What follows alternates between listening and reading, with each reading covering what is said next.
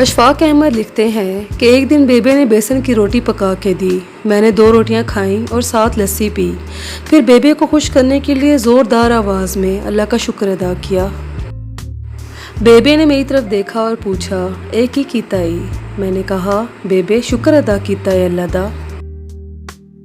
کہنے لگی ایک ایسا شکر ہے 2 روٹیاں تجھے دیں تو کھا گیا, نہ تو باہر جھانکا نہ ہی آس پڑوس کی خبر لی کہ کہیں کوئی بھوکا تو نہیں. ایسے کیسا شکر.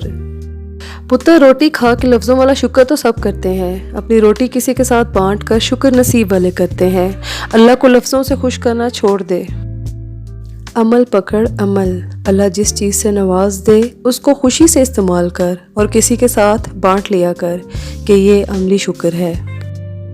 نعمت خداوندی کا عملی شکر تو اس نعمت کو بانٹ کے کھانے میں ہی ہے, اور وہ بھی عزیز رشتہ داروں اور اڑوس پڑوس کے لوگوں کے ساتھ.